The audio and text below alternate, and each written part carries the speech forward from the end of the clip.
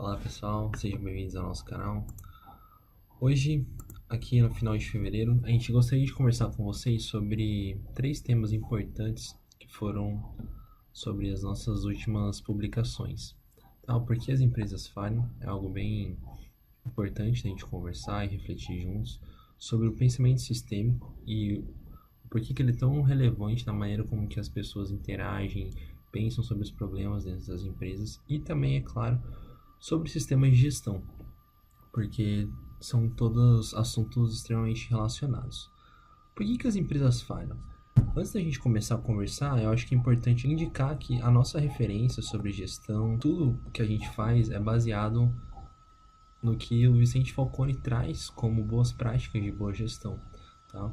A gente segue ele, aplica os conhecimentos que ele trouxe desde a década de 80, quando ele trouxe para o Brasil o programa de qualidade com os japoneses e toda a nossa referência teórica e prática tem como base a obra e trabalho do Vicente Falcone, beleza?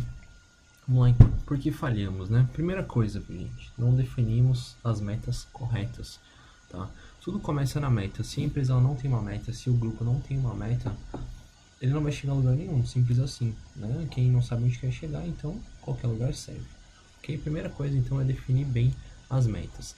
Depois, bom, já que eu tenho uma meta, então eu vou fazer o quê? Eu vou elaborar um plano de ação.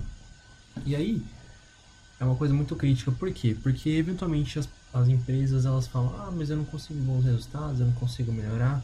A primeira coisa que a gente vê é, poxa, será que existe método?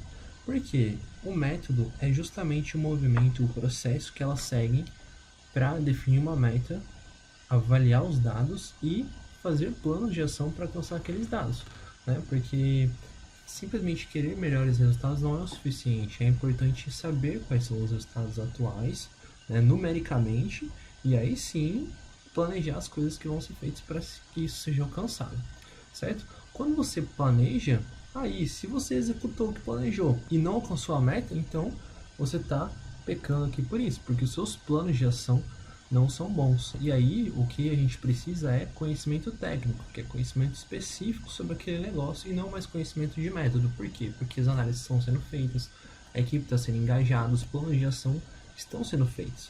Mas se os planos não são suficientes para que a meta seja alcançada, aí é importante contratar especialistas técnicos na área específica da empresa, como a gente fala no nosso artigo. Se uma fazenda precisa de uma pessoa que entende de soja, de gado, né, de sistemas de produção, de agropecuários, né? Um hospital precisa de um médico experiente em determinada área, uma agência de publicidade ela precisa de pessoas que estudaram bastante o assunto para que os planos de ação sejam alcançados. Se os planos de ação são bons, são suficientes para alcançar a meta, então o problema é apenas que eles não são executados a tempo ou completamente. Simples assim, você tem um bom plano, não executou a tempo, aí não tem muito o que fazer, certo? Você não está nem se propondo a fazer o que você planejou. E por último, mas não menos importante, as coisas saem do controle. Vejamos, pessoal, que a gente construiu aqui uma escada propositalmente. Por quê? Porque a base de tudo é a meta, ok? Se não existe a meta, não tem como alcançar um resultado esperado. Afinal, qual é o resultado esperado? Simplesmente é um bom resultado? E por último, sim, as coisas saírem do controle. Então a gente comumente vê as empresas e as pessoas falando, mas o governo é isso, a inflação é aquilo, né? Ou tal empresa me prejudica, ou as pessoas não tem o que fazer com elas porque elas não trabalham. Gente, se as coisas saem do controle, ok, realmente o resultado não vem, mas será que tudo isso aqui, que é a base, tá, da boa gestão, está sendo feita? Se isso aqui está sendo feito, aí sim, se o resultado não vem, isso pode ser atribuído às coisas saindo do controle. Então, o importante é o que? Fazer a lição de casa. Lição de casa e usar o conhecimento disponível na empresa para que os resultados venham, certo? Então, isso é o que a gente precisa refletir sobre esse tema do porquê as empresas falham. Pensamento sistêmico. A gente colocou essas duas imagens aqui bem simbólicas para representar o que é o pensamento sistêmico. Em outras palavras, pode ser pensar fora da caixa, tá? pois é muito importante que as empresas e as próprias pessoas elas não tenham simplesmente aquela visão do trabalho delas, do contexto, do cenário delas. É importante que elas tenham uma visão um pouco mais ampla, mais sistêmica e consigam enxergar mais longe, tudo bem? Então, a gente trouxe aqui um exemplo prático de um tipo de pensamento sistêmico que pode exemplificar, né, um problema que, se visto com pensamentos sistêmicos, que se resolvido por pessoas que têm esse tipo de atributo, pode ser facilmente compreendido e resolvido, mas novamente eu recomendo que vocês aprofundem o assunto lá na nossa publicação. Vamos ter esse exemplo aqui, um exemplo de estrutura organizacional em que existem várias áreas, tá? A gente tem a área de TI, aquisições, financeira, logística, produção e contabilidade. Vamos supor que a contabilidade financeira aqui, tá? Ela vê que determinada conta lá, né, o balanço não está fechando porque algumas coisas estão inconformes. Vamos pegar um exemplo de que o custo lá com materiais, né, de consumo explodiu em determinado mês. Bom, por que isso aconteceu? Primeira coisa, ela tem que pensar o seguinte: é só o financeiro que fez alguma coisa errada? Normalmente ela vai pensar, poxa, quem alimenta aqui o sistema contábil é o financeiro, então vamos lá solicitar que eles mudem, que eles façam alguma coisa. A equipe é indicada para fazer esse trabalho e não tiver um pensamento um pouco mais sistêmico, o que ela vai pensar? Bom, o problema está lá, se eles não resolvem, não sei muito o que fazer.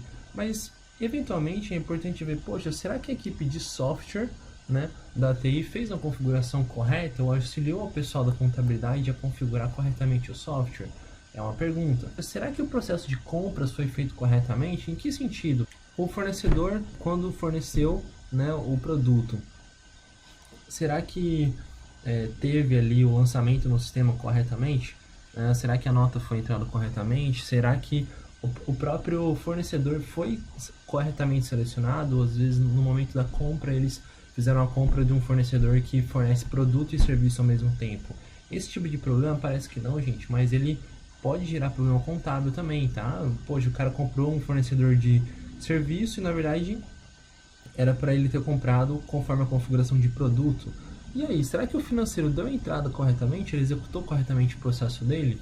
O almoxarifado deu a entrada correta na nota? Quem está ali supervisionando o processo produtivo, será que avaliou se tudo que foi consumido seguiu o processo de aquisições correto, de entrada de nota, de pagamento e aí sim dispensação para a construção ali para a obra que foi feita eventualmente no manejo de produção, entende? Então é importante que quem está aqui na ponta, por exemplo, né, no setor de contabilidade, ou pode ser qualquer outro setor que é impactado por uma série de processos, conheça a atuação de todos que interagem, né, que fazem interface com o processo. Então, esse é o pensamento sistêmico. As equipes, as empresas, elas têm uma visão ampla de todos os fatores, que é justamente esse o conceito de sistema, um conjunto de fatores com funções específicas, todos os fatores que interferem para que determinado resultado seja alcançado, beleza? O último tema é sobre sistema de gestão. É muito legal aqui que a gente tem duas imagens que demonstram como se fosse um mapa, né, o que é um sistema de gestão. É muito comum as pessoas acharem que sistema de gestão é puramente algo relacionado à TI, tá? Poxa, se eu tenho um ERP, né, se eu tenho um CRM, por aí vai, eu tenho um sistema de gestão. Mas não é isso, tá? Um sistema de gestão é quando a empresa ela pratica corretamente o seu gerenciamento estratégico, definindo políticas, ações e objetivos de longo prazo. Vamos aqui considerar longo prazo, por exemplo, 5 anos. Esse gerenciamento estratégico, esse pensamento estratégico, ele é traduzido para as metas anuais e os projetos que têm vínculo com a estratégia da empresa. E aí aqui a gente vai entrar, né, no processo de seleção de portfólio da organização e execução dos projetos que materializam essa estratégia, e também vai ser desdobrado para os processos de gerenciamento das melhorias, tá? E das inovações, porque só faz sentido inovar se a empresa tiver melhores resultados. Então, o planejamento estratégico, os objetivos, políticas e ações de longo prazo são traduzidos para metas anuais que são desdobrados para todos. Como esse desdobramento é feito? Pelo gerenciamento, pelas diretrizes. Tá? Então, recomendo que vocês leiam a obra do Falcone. A gente vai fazer publicações nesse sentido também, descrevendo como que a empresa, a partir de uma meta global, desdobra isso para todos e gerencia isso mensalmente e até diariamente no sistema de gestão da rotina, tá, pessoal? Então essa imagem aqui ela é bacana porque ela ilustra bem aqui como que é esse mapa do sistema de gestão, e essa outra é legal porque ela demonstra que ele tem na sua espinha dorsal o método. Tá? E o que é o método? É o processo de definir uma padronização adequada, executar aquela padronização porque ela já se provou eficiente anteriormente, avaliar se os resultados estão sendo alcançados e ver o que é preciso fazer para levar uma demanda lá de melhoria anual para o gerenciamento das diretrizes, melhorar a padronização ou manter ela, certo? Então esse é o SDCA. Então vejam que o que gera resultados na empresa é a operação, são as coisas que têm um padrão bom que geram resultados, beleza? Então esse é o método no nível inferior aqui, digamos assim, de gestão da rotina. Outra característica interessante do método sendo usado no gerenciamento pela diretriz, aqui no nível tático da empresa, é que o gerenciamento de projetos também é um exemplo de aplicação do método, certo? Os projetos eles são planejados, executados e controlados conforme, é claro, o ciclo PDCA. Eles precisam gerar um resultado, eles têm uma meta financeira, estrutural, enfim, ele precisa ter ali um objetivo bem claro. Da mesma forma, o gerenciamento pelas diretrizes parte de uma meta global e com a execução do método é planejado tudo o que precisa ser feito para que aquelas metas sejam traduzidas para uma relação de causa e efeito para todos os níveis da empresa. E o que alimenta isso? Da onde vem tudo que acontece com esses sistemas de gerenciamento de projetos pelas diretrizes da rotina? É justamente o planejamento estratégico, a visão, as políticas, ações e objetivos que a empresa tem e define onde que ela quer chegar. Tá? Então é muito bacana essa visão, eu recomendo que vocês aprofundem conhecimento sobre isso. Repito que a gente vai escrever sobre isso, detalhando melhor. Mas, pessoal, eu vejo às vezes muitas pessoas achando que dentro de organizações, algumas funções, algumas áreas, ou elas são estratégicas, ou elas são táticas e operacional. E na nossa visão isso é um equívoco, tá? Você não tem como dizer que uma área ela é sempre estratégica, sempre tática, sempre operacional. Né? Essas áreas elas interagem em maior ou menor quantidade com esses sistemas. E aí qual que é a reflexão bacana disso? Que é importante que todas as áreas elas se vejam em maior ou menor representatividade dentro desses sistemas, né? Que elas consigam ampliar a visão delas pelo pensamento sistêmico do quanto elas interagem com esses sistemas e contribuem para o desempenho da organização. Esse que é um sistema de gestão, em que tudo está integrado, a visão estratégica está integrada com os projetos, as diretrizes e a rotina ali de cada processo gerando resultados, certo? Obrigado, pessoal, pelo tempo de vocês, um grande abraço.